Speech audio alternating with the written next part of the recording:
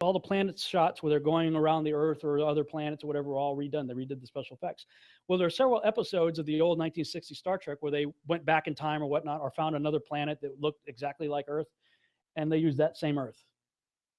And the way you can tell it is there's a cloud formation right there. It's like a backward C. It's like a backward C just off the East Coast, and that is a separate layer in the 3D model. So that it's not always over the East Coast of the United States. You'll see it in other places, but look for that backward C because it shows up all over the place. So it makes me wonder: was NASA created to hide God? Now, I've seen this meme being passed around on Facebook and other places that the Hebrew word NASA means to deceive. Yes and no. Like the letter shin in the middle, I don't know if you can see it from where you are, it has a little dot over the right side of the shin. That depending on where that dot is, depends on how you pronounce the word. You got the nun, shin, and aleph right there. When it's over the right side, it's pronounced more like nasha. It's pronounced with a sh sound.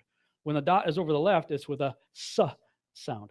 The first time it appears in our scriptures is in Genesis 3, when the serpent beguiled me.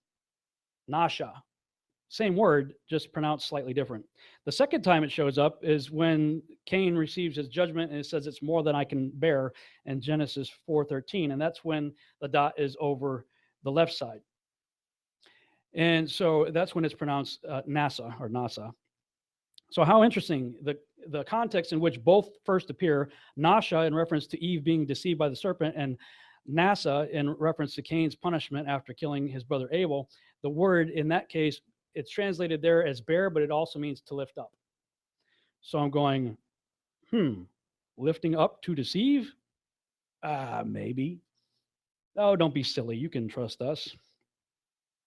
If that's true, what's the motivation? That's what I always hear. Why would they lie? What's the motivation, Rob? Well, this is just my thoughts on it.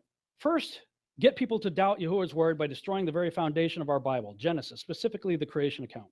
Second, set up a new paradigm where God is out and science is in. Evolution removes Yahuwah from the equation. When evolution finally runs its course and becomes utterly bankrupt, introduce the idea of intelligent design, but deny the true designer his due credit, and place it rather on ancient aliens. 4, promote the ancient alien theme as much as possible in all forms of media by perpetuating the concept of Earth as a tiny blue marble, insignificant blue marble, by the way, orbiting an average sun in an average galaxy among trillions of other galaxies in an ever-expanding universe. With so much potential for life to exist in such a vast expanse, the idea of ancient aliens or ancient scientists, alien scientists, being our creators seems a lot more plausible over time and heavy indoctrination. The stage is set for our alien creators to return and bestow upon us their miraculous signs and wonders in order to convince us all the more that all religions are false. We then put our trust in them. Finally, when Christ does return, we are all convinced that he is the enemy and our united world gathers together to make war with him. That's just my thoughts on it. About what, if there is a grand conspiracy, what would the motivation be? Those are my thoughts on that. So let's tie it all together now. Tying it all together, a most peculiar timeline. So we have God creates the world in 6 literal days, describing essentially a snow globe enclosed world cosmology. Shortly after Adam and Eve are placed in the Garden of Eden, a serpent deceives them into disobeying Yahuwah, and a seed war begins. Cain kills his brother Abel. Seth replaces Abel, and the messianic seed is to come from his line. Plan B, corrupt the seed line. The Genesis 6 experiment occurs. Over a 1,200-year time period, all flesh becomes corrupted through various forms of Nephilim hybridization.